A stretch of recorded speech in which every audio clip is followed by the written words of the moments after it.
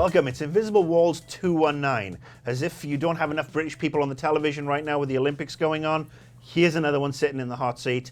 I'm Marcus Beer. Shane is off actually in Europe right now. He's vacationing, lucky bastard. But we have a fantastic show despite his absence. We have some stellar guests today. I mean, this is probably one of the more eclectic lineups.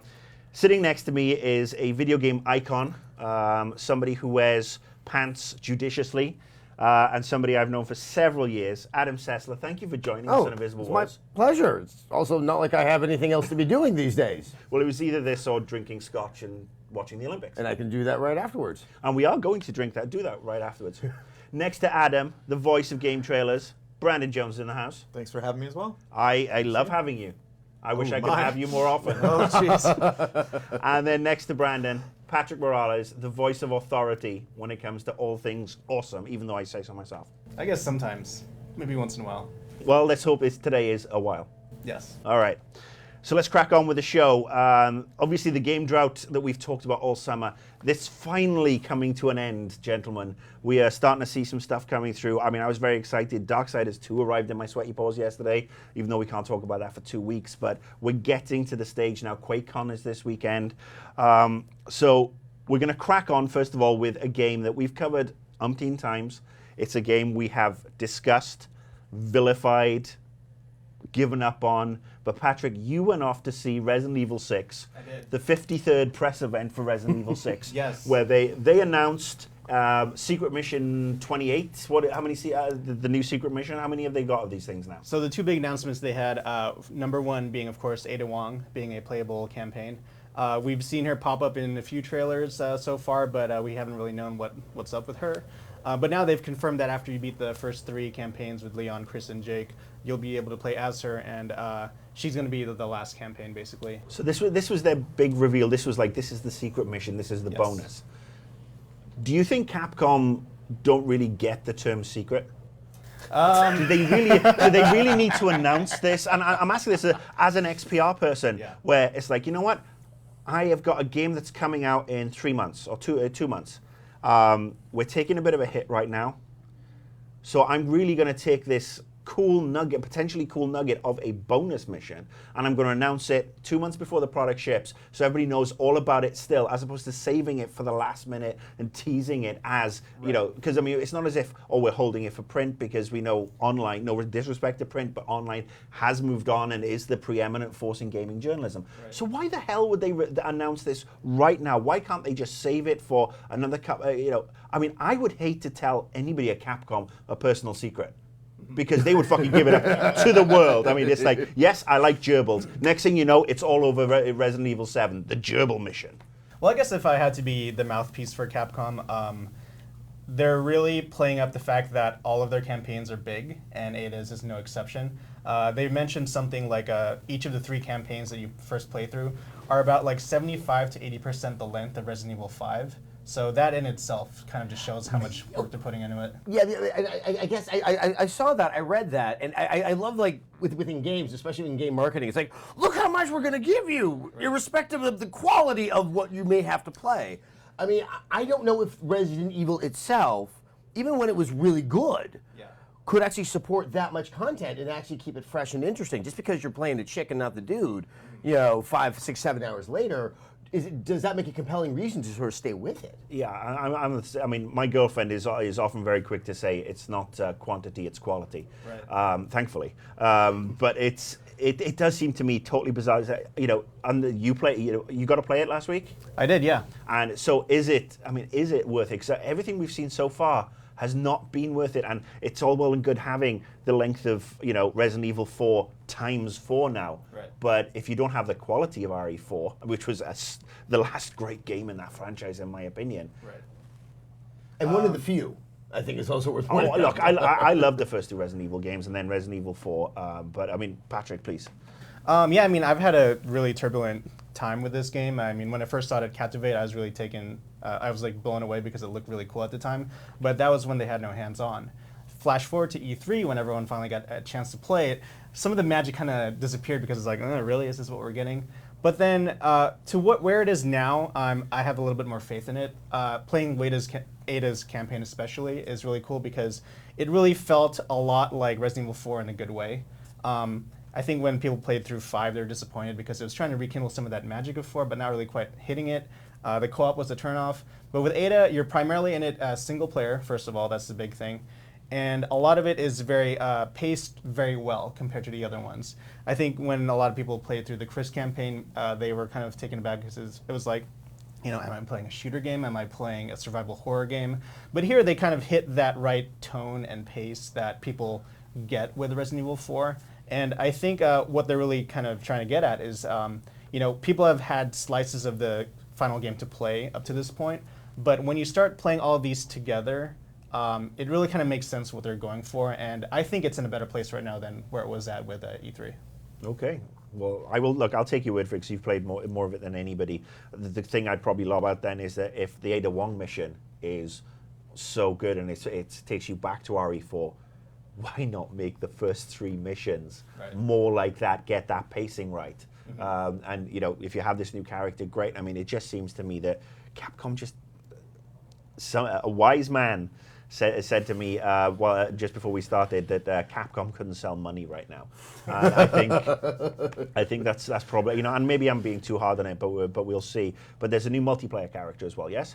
They had a new multiplayer mode. It's called Agent Hunt, and much like Ada's campaign, you have. I actually thought that was the name of a character.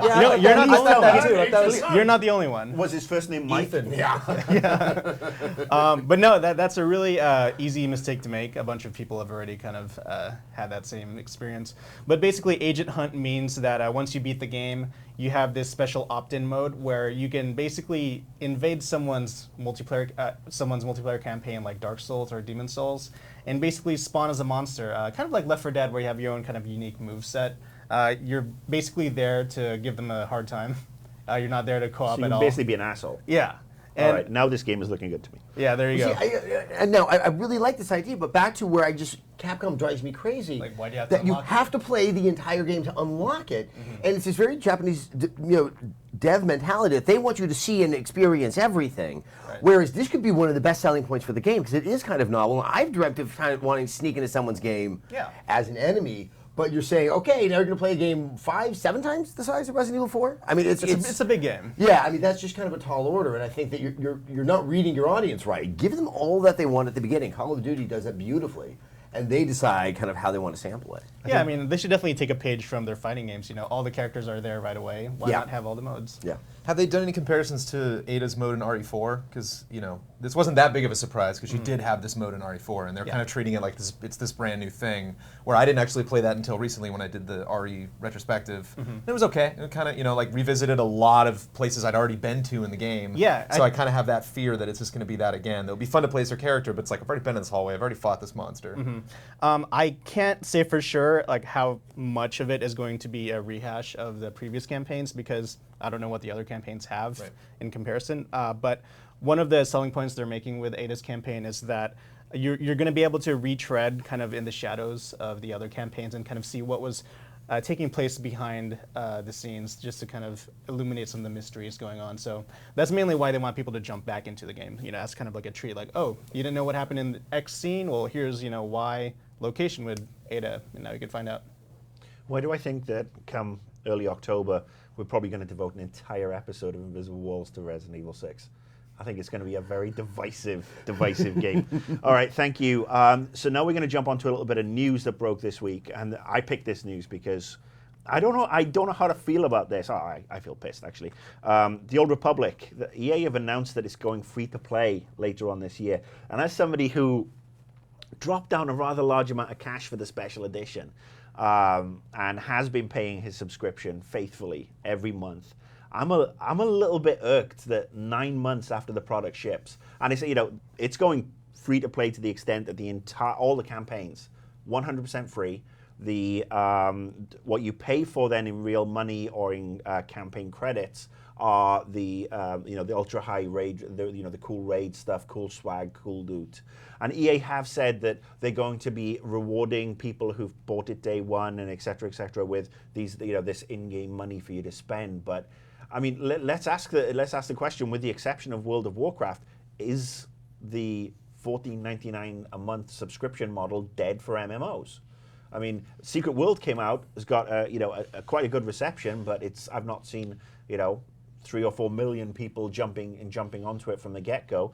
You made the point earlier, Brandon, when we were talking before about Guild Wars, but do they have it right? Is it pay your $49, $59, $69, you're in, your multiplayer experience is free, and I'm beginning to think that I won't be investing in another MMO day one anymore. I think for MMOs as we know them now, it's getting close to being dead. Yeah, I mean, people really have to get creative with everything concerning MMOs, especially with the pricing. And I think it's kind of frustrating. It's kind of like Final Fantasy XIV doing the reboot. Like A Realm Reborn. It's kind of funny to see these announcements painted as something really exciting and something that everybody wanted when it's so clear they failed. I mean, it's like they didn't want to do this, obviously. They wanted to have people paying where, it was just something that they had in the back burner, like, well, we always have this other shoot that we can pull if sales aren't as good and we can do this. But it's funny to see it completely painted that, like, oh no, isn't this great that this is happening? This was the finish line. This was the goal that we were going towards. Obviously wasn't. I will say for me, this was the biggest MMO launch since World of Warcraft for the Old Republic. Definitely. I mean, being a total Star Wars sucker, I was hyped for it. I came out and I spent most of my Christmas period, much to my loved one's chagrin, sitting down, creating a Sith character, being an absolute bastard, I'm really kind of sad that that this is happening. I mean, maybe it's going to it'll fill up the servers. Maybe it will get I think Michael Pachter quoted this week, and he said he expected up to 50 million people to jump on the Old Republic. See, I think it's quite possible. It's you feel safe trying it out. There is something like, I don't know if I like this game, and you're putting in that credit card, you're getting that subscription. The reason why I lapsed on SWTOR is, as I think happens to other people, I got that notice from the bank saying, hey, it looks like something funny happened with your card. So they had to cancel the card, and I got a new one. And then I'm like, oh, I get to wipe the slate clean and decide what I actually want to reinvest in. It's that, even WoW is going to what, level 20 now is free? Yeah. And I think what's going to happen is, I assume by the time that Blizzard has a new MMO, that WoW will be completely free. But I think the bigger question is, what will that new MMO be? Because I think there's just kind of just paying the money when you probably be playing it sporadically. And I think WoW really survived because people just kind of forgot about it and they didn't care that there was $14 going out. But there's now so many more MMOs, and I think people know it's kind of ridiculous to be paying 2 simultaneous subscriptions. And free is, well, it's free, and you can drop it any time and not feel guilty about it. So what does this mean for, obviously, the big one that Bethesda's been touting is the Elder Scrolls Online. Saw it at E3, some people were enthused about it, I wasn't. I've said before, I'm sick to the back teeth of Swords and Sorcery, and I would have preferred a Fallout universe game.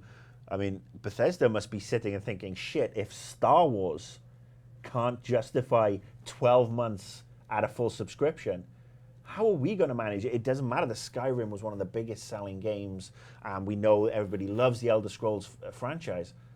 Can this come out and be viable? But that's not going to be Skyrim. People going into that game expecting Skyrim are going to be very pissed. Oh, definitely. Yeah, I mean, and I mean, that's kind of their fault. Like, they should know that it's a different format, it's a different game. But yeah, that'll be a shock. I mean, even looking beyond Guild Wars 2 being, buying the boxed copy and then having no subscription fee to pay for, look at PlanetSide 2. That's going to be free right off the bat. You don't even have to pay for anything. And that certainly doesn't look like, your typical cheap free-to-play game. They're definitely taking it up. Well, the free-to-play model has evolved. I mean, we had Hawken in a couple of weeks ago. Blacklight Retribution has been doing very well. And I think Sony, to their credit, they hit a wall where it was either, for Sony Online Entertainment, evolve or die, because they had DC Universe Online come out. And that game, again, was something I was so hyped for and disappointed me immensely. And they really turned around pretty quickly and said, all right, free to play. We're going to take this free to play, and it's going to fit in with EverQuest and EverQuest 2. And they evolved a model that really seems to work. And PlanetSide 2 looks really cool. And for that to hit, that again is, to me, another example for why Bethesda should be worried. Well, okay, now with DC Universe, I mean, how are they monetizing it? I mean, I think that's, I'm very curious as to how much money they are making off of the game now that it's gone free to play. And I think that's where it becomes worrisome. Bethesda's been working on Elder Scrolls Online for, what, 5-6 years?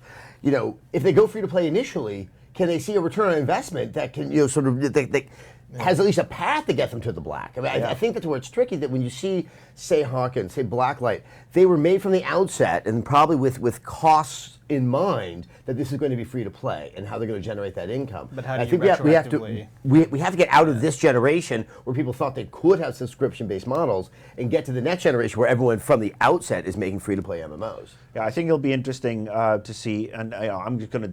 I love making my random predictions. That I think Elder Scrolls will probably come out on 720 as well, and they will look to monetize through the avatar market space. Because we've seen it, or what we've seen so far, and let's face it, graphically, it is no Skyrim. I mean, it is. I mean, it's not even perhaps Fallout. Perhaps I'm being a little harsh there, but I was very disappointed. But I mean, maybe that's the thing. It'll be a PC and an Xbox 720 launch game, and somebody's bringing an MMO, and that's how they will monetize it. It's like, buy this stuff for your avatar, get it in game, and that could be. Or with an eye towards Skyrim, which I'm still playing. You know, it's just it's a great way to get through unemployment. But you know, what if you pay money to kind of ease up on the encumbrance rules?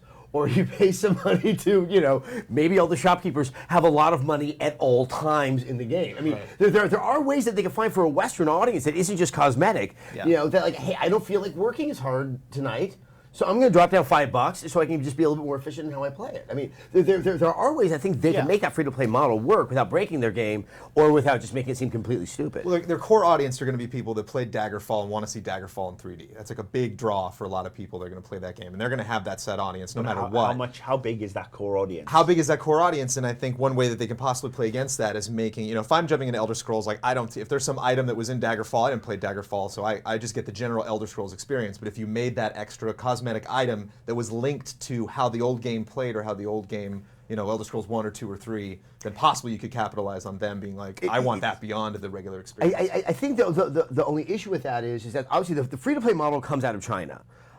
China has this advantage by having like 1.2 billion people living there, and an inordinate amount would somehow have access to the internet and to computers. And so the idea is bring everyone in, and we'll just take 2% that use money, and we're rolling in it. I don't know if that works as easily in the West because because of the level of variety, and you really are looking at sort of a smaller install base just by sheer raw number. Well, that's where you're looking at the install base of a console to help monetize it a little bit more. And I'm guessing, you know, when we say free to play, the Elder Scrolls wouldn't be free, period. You'd still have to buy it, and then there would be a model similar to Guild Wars where it's like, you're in this world, it's free, maybe it's part of your Xbox Live subscription as well, and then you monetize it with the avatars, with the legendary dagger from, you know, Daggerfall, or the, you know, Kebab of Doom or whatever. Yeah, and I think the fact that it is an online free-to-play game kind of already takes down the borders a bit. I mean, you have a ton of international players, you know, playing League of Legends and Dota 2. Oh, yeah. So I think that already kind of gives you your install base. And also, it's funny that you mentioned something like taking off the encumbrance rule, because I think that's a glimpse into what we may be seeing with MMOs going to free-to-play model. Guild Wars 2 is doing something very similar, where you pay for these little conveniences that definitely kind of take the weight off of the grind, so to speak. You could buy like golem bankers that can appear anywhere in the world and like help you manage your items, whatever. So, yeah, I mean, I think you totally have the right of it. I think they're going to do something like that in addition to cosmetics. I think the other trick is, and this, once again, I think will have to be a generational shift. Stop launching MMOs. Go beta forever. Yeah. It really, there's far more goodwill coming from your players than if you say, we have launched, here's $60. And the expectation, fairly so, is all of the servers are going to be running and all this is going to happen. That, you know, if you bring down those expectations a little bit, people are going to be a lot more patient and probably more experimental with the game as well. So you're advocating the Zynga model then? It worked for a couple of months. It worked for a while, but their shares are not doing too well right now. Insider trading, it's wonderful over there. Messy over there.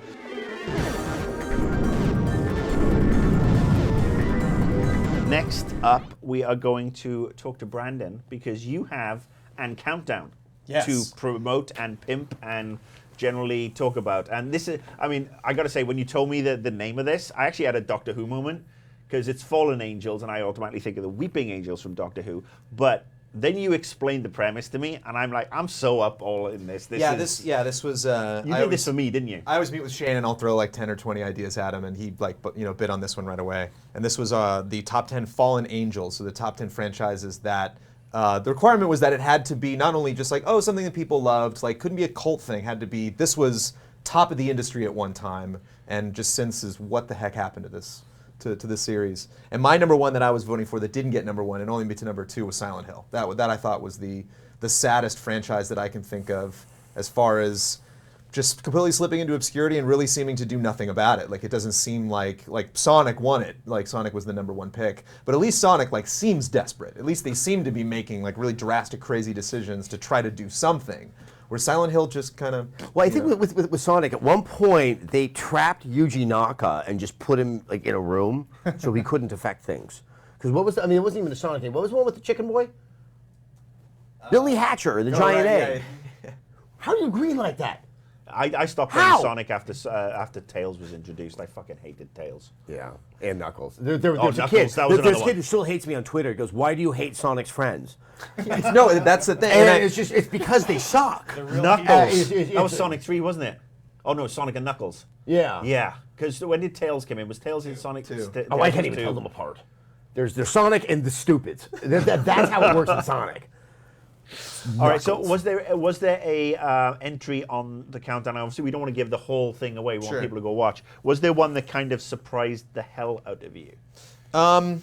Yeah, Splinter Cell, I think, was one of the ones that I wasn't really voting for heavily, but kind of popped up from people as being just kind of distant from. And that really popped up because I'm playing I'm playing these games to capture footage for the countdown, and going back and playing 1, 2, and 3. I mean, they're totally different games. I mean, this is a different experience. This is a different attitude. Even like the story kind of seems different. Like story-wise, I got really sick of like. I don't really care about Sam Fisher. Like, I don't. I kind of liked not knowing anything about this guy and having the plot really take the forefront. And like, you were Sam Fisher. Right. And then, it was. There was that kind of weird power thing where it's like, I'm in the dark, and I'm going to kill you. And yeah, once they gave him some character in Conviction. And a daughter. Yeah, and a daughter. Yeah, it's like every game. It's like the PSP game was like, oh, back to the daughter story. And then it goes back to consoles. I mean, like, back to the really daughter story. When is he getting busy that he's having kids? Right. I think he only has one daughter, but she is obviously the dumbest friggin' daughter on the planet, because I mean it shades of 24. I think they looked at 24 where they had Cuthbert, Elisha Cuthbert, who was gorgeous and it was great, but was always getting into trouble. But 24 had the common sense to get rid of her really sharpish and then just pop her in for a bit of eye candy every now and again. Whereas Sam Fisher's daughter is like, what's your plans today, honey? Well, I'm going to go to Starbucks with my friends, then I've got school, and then I'm getting kidnapped by international terrorists. The third time this week? Yeah, well, it's something to do. It's either that or sit on Facebook all day. Well, it's like, it reminds me of the Mission Impossible movies where it's like, Tom Cruise's character is getting disavowed in every movie. Like, he's back and then, oh no, now we got to go. And I found like, what's Ghost Protocol? What does that mean? They're like, that means they're all disavowed, the whole thing. It's like, how do you make a movie after that? Think about how safe the world would be Right. if they just let him keep his job. Just give him an office. It's like every Splinter Cell game's like, oh no, now he's going against the rules. It's like, oh, now Picard is actually not going against orders. Like, this is the 50th time he's done this. Well, is anybody, I mean, obviously we saw the new Splinter Cell announced at E3. Is anybody really excited? Because I think, again, Splinter Cell, in the dark, you hear the sound of the night vision goggles powering up. That is just, that's a seminal sound and experience. And for this new Splinter Cell, look, it's Sam Fisher, and he's out in broad daylight, and he's running around shooting things, and this kind of looks like Medal of Honor Call of Duty. What? Yeah, I think Ubisoft made a horrible mistake in showing that level at E3, because, I mean, how many times do we see camo? Like, it's desert camo, it's a dry, arid setting. I mean, it's just, there is that, I think you could just hear the energy go out of the room. It's like, oh gosh, we've been here before. I think the one thing that I liked when they tried to move Conviction, I do not think that game worked, is that the stealth game kind of moved out of being stealthy to just being damn slow.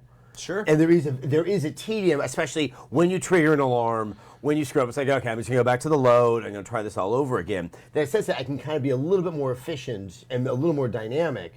but I didn't think that necessarily meant that they had to completely abandon sort of what made Splinter Cell Splinter I Cell. really like what Dishonored's doing. I think it's a great example That's- where you look at an area kind of like a playground where it's like, oh wow, I could just skip the whole thing, or I could go through guns blazing, or I could use explosives, I could stealth everybody, I could use like special superpowers. Whereas in this, it's like you really just want to shoot people and just get through it, like just get to the next checkpoint. Find a pipe, get him in the room, shoot him in the head.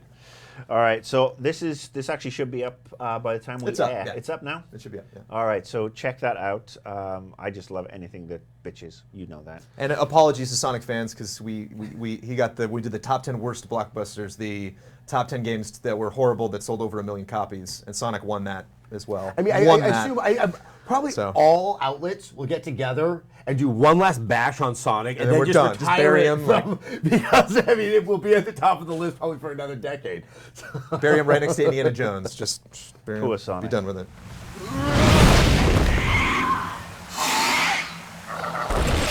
Next up, obviously, there are a lot of sequels coming out this fall and even next year. In fact, most of them have now moved to next year. But Adam actually suggested this while you were in the pub last night, I think. Yes. That we discuss, what must have prequels. If you haven't played a sequel, I'll give you an example. Darksiders 2, started playing it yesterday. I never played Darksiders 1. And so it was a new experience for me, and I can't talk about it for a couple of weeks, but I'm interested to go back and play the first game now.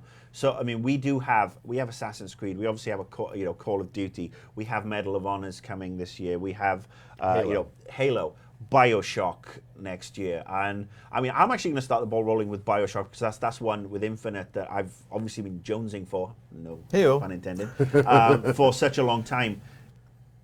When you go and play a prequel, do you play BioShock 1, BioShock 2, or both? Just BioShock. Just BioShock? Sure.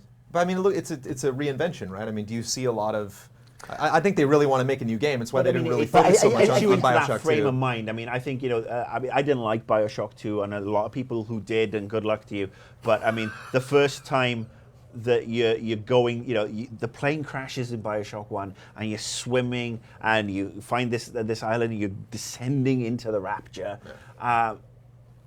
I mean, that's just, again, talk about seminal moments, just like Splinter Cell with the sounds. I mean, the first time you see that Art Deco style, and it looks cool from a distance, you get in, and it just, everything's rotting and damp. I don't think BioShock 2 came close to that. I'm not saying it's an awful game, but I mean, I think if you're going to play it was anything, the most unnecessary sequel I've ever played. It's just because I think BioShock was so incredible, and I think it's irrational that did the first one, and they're doing BioShock Infinite. And what I think is cool to go back and play BioShock is you start to see the themes that are being played with, that are clearly going to be exploited and probably changed and altered somewhat in BioShock Infinite. And sometimes it's more satisfying not to have the continuation of the story and just kind of like, hey, oh yeah, I like that director. I'm going to go see one of his movies. So that would be my pick. So I mean, what else have we got? I mean, obviously, we talked Resident Evil, and we can touch on that briefly. I mean, which of the previous Resident Evil, somebody is totally new to the franchise, which one would you make them get? I mean, Resident Evil 4 is available for download now. Would that be the one? It's tough. I love that game. I mean, that game is phenomenal, but it's hard to play now if you're accustomed to game design of modern era. I would agree getting with that. around is a little clunky. I would say, though, that I personally like the Wii version of Resident Evil 4. I thought that the controls worked really well for that. You mean with the... I was thinking GameCube, not in my head. Yeah. But I agree. I think 4 is probably the most palatable one to get back to now. Not a whole lot of people can get into the whole tank control thing with the first few ones, but 2 is still a really good one. I'm completely biased. I've played Resident Evil 4 like 8 times. I think it's just amazing.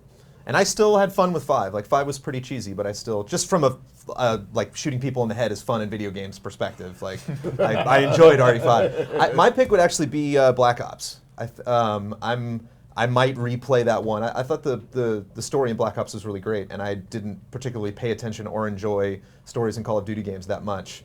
But I thought they played on a lot of not only conventions of war and conventions of war games and war movies, but even like Call of Duty. I mean, there's a a spoiler in there that I don't want to say, but it kind of plays on your typical relationship between characters in those games, and how you always have a partner, and they're always following you around and telling you what to do. So I'm really curious to see those things and how they, because there's going to be some stuff in the past and some stuff in the future in Black Ops 2. Black Ops 2 is the huge jump, where most of the stuff that we've seen is set in the future, and that's actually going to be a very, that is an interesting thing that's actually got me interested in the Call of Duty franchise for the first time in such a long time. All right, Assassin's Creed 3. Now, again, Adam and I were having this discussion, and you have this insane urge to finish one of the Assassin's Creed games. Revelations, which was last year's. Yeah, and I think you're absolutely batshit mental. Maybe you guys know. I mean, it's like, I feel like I want to have the continuity of the story. Here's one where story is so central to it that I know this game just strikes, like, it makes me want to bleed in my mouth. I can't stand it. But, am I going to feel like I've kind of lost my fidelity to the overarching narrative of the Assassin's Creed games? I think they kind of dropped the ball with the end of the Ezio era. I mean, they dropped the ball, kicked the ball down the street, and then punctured the ball. They milked it way too much. Especially for when it all wraps up, like that final cinema. I mean, I haven't played any DLC for Revelations. Did they have any story extending stuff, or was it all multiplayer? I can't say. But yeah, they just kind of, I don't know. I'm more eager to move on than really revisit the past. Like I don't think those games are necessary for 3. Well, I think my personal one, and it was it's still my favorite, is 2. Yeah. I think Assassin's Creed 1 was fun but flawed, and I think they really refined a lot of it. And they did make advancements into Brotherhood, but I think 2 for me, if for some reason you haven't played an Assassin's Creed game, 2 is the one to really get you into that whole, free running feel, the stealth, getting into the crowds, and it was the one that is still my favorite, and I'm really stoked for number 3. Leveling those troops in Brotherhood, I stopped the game like a brick wall and immediately took a detour, and that's all I did was training those guys and sending them on missions for days. I think for 2 straight nights, that's all I did. I love that. It's a non-visceral mini game. Yeah. That is oddly satisfying. And they actually have some Facebook components that are like kind of not cheesy and are kind of clever, that you can actually like help them on missions that they're doing and help them, get better results and stuff. Come on, kill him! Kill him! Come on, little assassin! But I like that. It was also it solved one problem actually that I didn't realize existed, where you're running across buildings in Assassin's Creed and you'll spot somebody that's just far enough away for you not to give a shit about, but you wish he was dead and didn't spot you because it's just annoying to have that blinking in the corner. And that was neat that you could just hit the LB button and one of your friends would pop up and take him out. And I liked that. I thought that added a nice aesthetic in the game. Something they haven't really talked about in Assassin's Creed 3 that I'm curious to see how that plays in. Like the guys that are on your ship, like are those your brothers, or are those just guys you hired that day for the boat or something? Can you pick what they're wearing and change their color schemes? And because they've just started to touch on that a little bit, where they showed the video of your guy pretending to be captured and walking with the redcoats. And, all right, so let's throw out, I think, 2 more, and these are both Square Enix ones. First one is Hitman, which is coming back this year, and Hitman has had his ups and his downs. Is it worth playing? I mean, especially as this is more of a reboot. Do you think it's worth going back and playing some of the old Hitman games? Not for story. Blood Money's still a pretty damn good game. I mean, yeah, that one, I think worked. I mean, I think we all forget the first Hitman game when it was on PC was virtually unplayable. It was like the controls didn't really match. It was just this really strong concept that I think just over the years has almost never been on target in terms of its execution. It's oh, look at that! I'm not even thinking. I've sublimated those kind of puns. Oh, that's sad. So Hitman, it might even be just don't bother. Just go into it clean and fresh. I'm kind of excited about that movie. Yeah, sure. Yeah, actually, I mean, look, it's got Olga Kurylenko in it, who is just stunning and gorgeous and naked. All right, so the other one is Tomb Raider. Now, this is obviously controversial in some aspects, and we're not even going to touch on that. But I mean, this is not the Tomb Raider that I played on the PS1. Was it 14 years ago, 15 years ago? About 16. Yeah. I mean, it's not that Lara Croft. I mean, this is a prequel. Is it worth playing one of the older games? I mean, they jumped the shark quite literally and figuratively very, very quickly after Tomb Raider 2, in my opinion. And the stuff they came out with was just very derivative. And look, her boobs bounce better. So would that be one to say forget it. I mean, just sure. go back and just wait for I think the new that's what the developers are saying. They're just like, just forget these games happened and let's start from scratch. I mean, I wonder once again, as I was saying about Resident Evil, is how easy it's going to be to play. Because that Venice level in 2 was one of the most mean-spirited acts of level design that I think I ever had to endure. I wish there was a way they could kind of, I don't know, change the difficulty or just kind of gimp the game a little bit so I could re-experience some of these things I remember having the patience for when I was much younger. But yeah, I mean, past 2, it's just kind of like, oh, look, boobies. Right. Yeah. In her butt. And chances are you've already played the prequels recently anyway with Uncharted. I'm kidding. I'm kidding. I'm kidding. But the boobs aren't as good. No, as I think Tomb Raider Uncharted. looks really cool, and I want to play it. Okay.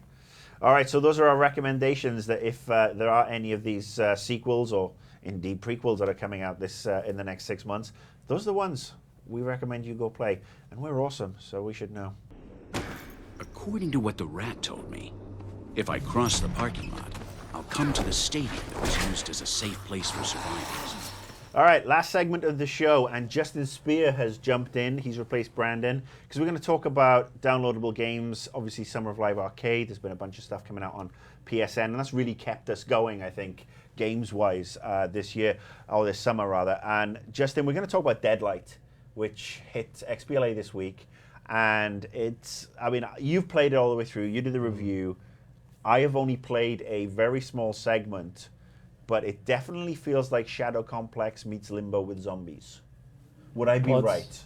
It's that kind of game, it kind of has a Prince of Persia, old style, just jumping, clinging to things, bouncing off walls, trying to make difficult jumps, and yeah, you fight some zombies every once in a while. Yeah, I mean, there's the zombie aspect. It seems that, again, from what I played and what I've seen with regards to video footage, is that when you actually do have the zombies appear, it's more for them to chase you most of the time than you actually, you do get to shoot them on occasion, but it's mostly you're being chased, and then if you're not being chased by zombies, you're being chased by a helicopter with machine guns, or if you're being, or there's a building collapsing, and it's all learning a pathway and hitting that pathway. And it does seem like the game is set in the 80s, and it seems to me that some of the design, and this is not necessarily a criticism, does seem to be coming from sort of like late 80s, early 90s.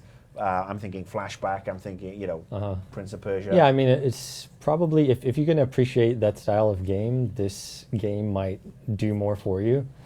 If you can't, it might do drastically less for you. I think the game is okay.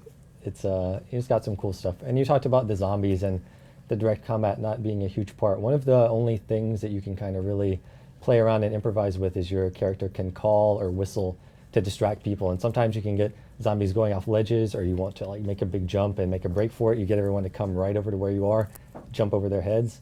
So that's kind of cool, but most of it really is, kind of using a limited number of ways to navigate the environment and just kind of doing the same puzzles and getting through it. Yeah, it is. I mean, it's one of those pseudo 3D environments when, at the end of the day, you're just, going left, right, and up and down. And yeah, the taunt button is cool. I mean, and they do introduce you to that right away where, I think you kick a door open and there's a puddle of water down below and there's a bunch of electrical cables going in, and you taunt the zombies and they shamble over. I mean, these zombies are, they're dumb.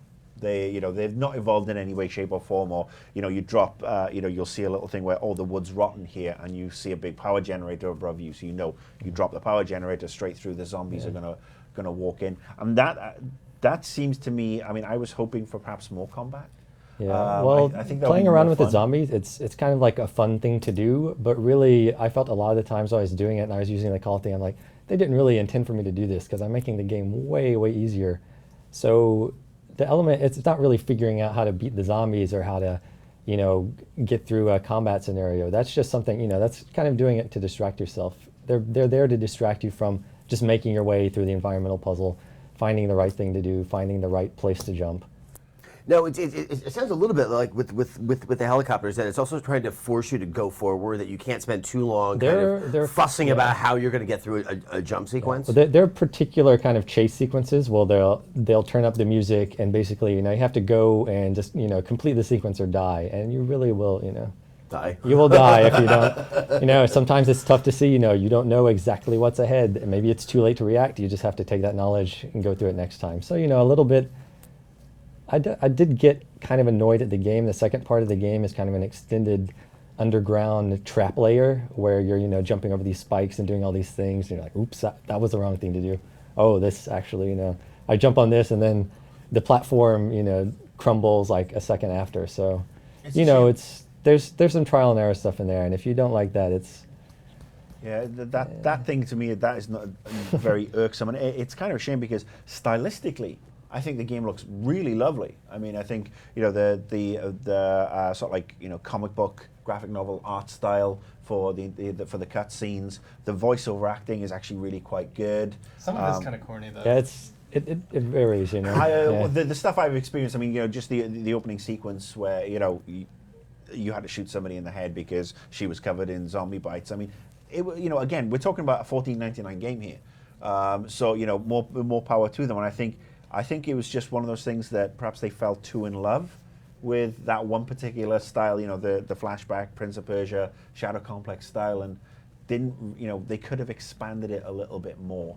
And I mean, I would have just loved to have played in that universe, 2D, that style of graphics, and just blow the shit out of a bunch of zombies and really have some serious fun with it. Yeah, I mean, it's really more, you know, just puzzling your way through the environment. Then it's not really a survival game. It's a, you know, do the right thing game. And the puzzles aren't...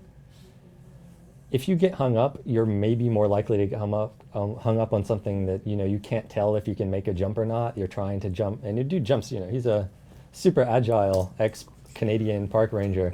So he can do some crazy, you know, like Batman kind of jumps. Was and he sometimes drunk you're out with jumping. the park rangers? Like he was, oh, he's too extreme for walking in the woods. It was his maple syrup. I think he just stopped. He stopped rangering when, you know, zombie apocalypse. He's like, I guess that, you know, the zombies can just roam around the park. He And gets in the tree and sits They have there. they have a healthcare up there. I mean, the zombie thing shouldn't have happened. He eat acorns in a tree. Yeah.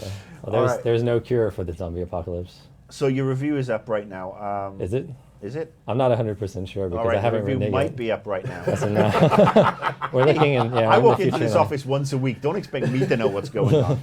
But I mean, it does. You know, let's look at this. You know, sort of like, you know, spinning off on a tangent. The downloadable games have pretty much been the only things we've had to play this summer. I mean, you know, even if you're looking at, you know, the MMOs like the Secret World, is still, you know, a lot of it is, you know, downloadable.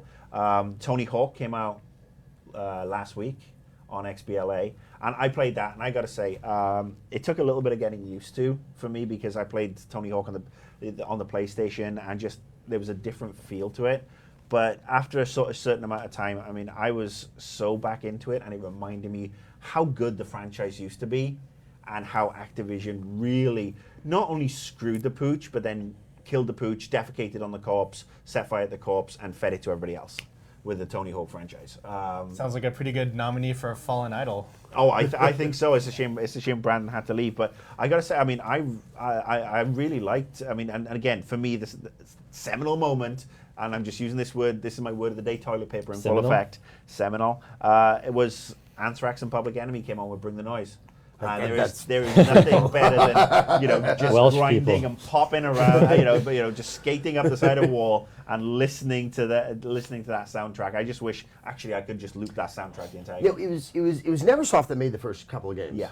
And am I right in thinking that it was the same team that also did the first Spider-Man game on the PS1 that finally got the swinging mechanics in there? Like, so. Yeah. they really had kind of cornered the market on how you could just sort of link actions and make them quite fluid. I think that was so revolutionary back then. And then it was, I think everything else then was given over to Treyarch, wasn't it? I mean, I think Treyarch became the in-house company for doing a bunch of stuff. Let's I ask mean, our fact-checking team. do we have a Anton, can you fact-checking just look team? that up on your iPad? Sure thing. All right. So I mean, there's you know, Summer of Live Arcade has been tootling along. There's a couple of games coming out next week. I think Hybrid's out next week. And you know, this is just unfortunate that it was on the PlayStation, but I did download a game yesterday. I played Expendables 2 yesterday. There's an Expendables 2 game? That's what I said. Was there an Expendables 1 game? I don't think so. No, I don't think there was. Well, that's quite misleading. Trans- Because like, we were just talking about prequels and whether or not you should play the one before it. And if you see the 2... You got to read the It's the fine Traveling print. Wilburys album. You have to watch. Expendables 2, You the just watch the game. movie and then you play the game. It's extended universe. And I gotta say, I mean, due respect to the Did you PR see that person. commercial where the guy comes to your house and puts his head in your lap and then beats you in the face for getting him killed too many times? No. What commercial was that? It's an Expendables 2 thing where one of the dudes from the movie is like, Oh. No, we're talking about the "You're game, getting we're me talking about the killed." movie. Yeah. It's both. See, it's I'm like, so. That's marketing synergy at its finest. I mean, Okay. to be fair, the PR person who sent me the code, I did ask. I said, "Is it worth me talking about it?" And he said, "Look, it's just an action game, and it's way better with co-op. And the premise is very simple. I mean, I was kind of hoping that with all this retro '80s feel with the Expendables with all these stars, that it was basically going to be Commando, that old the old Capcom arcade machine. Yeah. Was it Capcom arcade? I don't know if it was Capcom. I can't remember. But anyway, that amazing old game where it's just run and shoot, and to a certain degree it is, where you've got your character, and there's it's up to 4-player co-op, and you basically run around, and you hold the button to shoot and the button to aim, and it's just spray.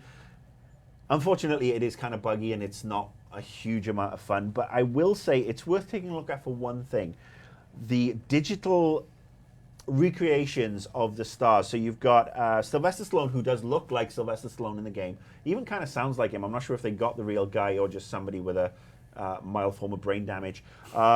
Jet Li, the character looks kind of Asian, so well done with that one. Terry Crews is in it, and he actually looks probably the most accurate. But what they've done to Dolph Lundgren, imagine you have the biggest peanut allergy on the planet, and then somebody opens a vat of Planters peanut butter and drops you in, and your face swells up, and that's what they've done to Dolph Lundgren. I mean, his hair is all over the place. I mean, it looks like a bad Fallout mod. But I mean, just check. You don't buy the game, but go and look for any video or stills of the Dolph Lundgren character, because it's just ridiculous. But I just want to get off on that tangent, because I mean, that game, God bless the person who sent me the code, but I just can't, in all good conscience, recommend it, because I mean, it's talk about old style gameplay. It's old style gameplay with a lot of bugs and glitches. But what you're saying is that sometimes downloadable games are not terrible. Well, I mean, this is the thing we've had. I mean, I think it's ironic that we've had perhaps a batch of download games, some of which have been good to just above good, and some that have been pretty pish this summer. But at least we've had this new content coming out. I mean, I downloaded The Political Machine on Steam the other day, and I got to say that's a bunch of fun. It's a $9.99 PC game where you pretend to be, running for president. It's a very, cartoony style, but it's actually, a bunch of fun if you like those, those old school kind of silly Sims. But I find it ironic that we had games earlier in the year where we had, we talked about Journey and Spelunky. You were talking about Spelunky. Yeah, Spelunky. Which is a lot of fun, but it reminds me that I no longer have the reflexes I had in my youth when I loved platformers. I'm not blaming the game. I'm blaming me. This is a hating on the player right now. We're getting old. I know that's. But I mean, again, it's funny that the slump that perhaps that where we 12 months ago, we were looking at some Limbo, for example, came out 12 months ago. Summer of Live Arcade blew everybody away. Yeah, it was short, but it was a summer title. It's okay, I guess. It's okay. Oh, I got some mileage out of the Magic Duels of the Planeswalkers. That's like kind of game that you can, it's very simple, and of course, you're playing with cards digitally, so it's not really like a tour de force or anything, but you can spend a bunch of pleasurable time just playing stuff like that, right? And Well, Magic it's is cheap. awesome. Yeah, Magic is awesome. And that's the thing. It's cheap and it's it's cheap, easy to download. I mean, and I think that's the point. I mean, we're having some really good downloadable games. We're having some average games, but they're way better than the alternatives, which are Brave, Madagascar, God knows what else is coming. Is sort of like hit over the last couple of weeks. Barbie's Doghouse or Connectimals with toilets. I don't know, whatever else comes out. I mean, even some of the Kinect games are on DLC, but at least the downloadable games that we're getting are keeping us going. But we won't have to talk about them anymore, because next week we've got, I think, Medal of Honor we can talk about. I think there's some more stuff on Call of Duty, Darksiders. I mean, the drought is officially and over. Sleeping Dogs from Square Enix. Sleeping Dog, actually, yeah, Sleeping Dogs is next week. So we talked about that last week, and you played it and seemed to enjoy it. It's okay. I mean, it plays well. There may be One some. day there may I'm be some going to issues get I you have to with it. say that you love it. You love a game, because I know you enjoy this stuff. But it seems every time we pull you onto the show, we make you talk about a game that's only okay. So we're gonna have to find one that He just said he liked Magic. Yeah, Magic's That's great. one cool game. Hybrid actually does look really cool if you're talking about things coming out. Like I hadn't Hybrid's played a next good fast-paced deathmatchy game, and that totally is one. It has just enough the jetpack thing. Like it's new enough to where I got into that, so I played the beta, and I'll be looking forward to the actual game. I think that's next week too, so Yeah, it'll unfortunately have to compete with some You of the hear it here first, bigger folks. games. There's a game out next week he's really looking forward to. And then we'll have you back on the show next week to talk about it. I will talk about it too. Salah played it. Really? Yeah, they told me they're sending a code and everything. Really? Because I am Since you can get it for free, you couldn't play Deadlight because you didn't want No, to. I had to pay. I was having problems with XBLA, but I did actually end up getting a code. But just my Xbox is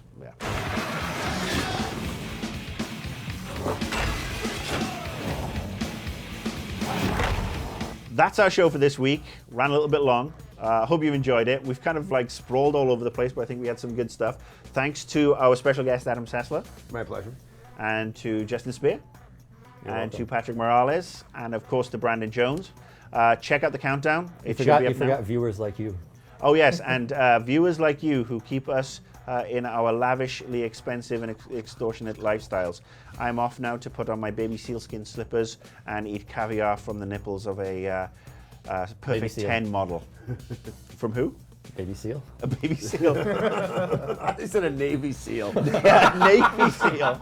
Got Navy seals. And That's baby every seals. second weekend, A dearie. baby Navy seal. All right, that's your invisible walls for this week. I think Shane will be back next week. Some form of madness will be put to one side and we'll have another good show.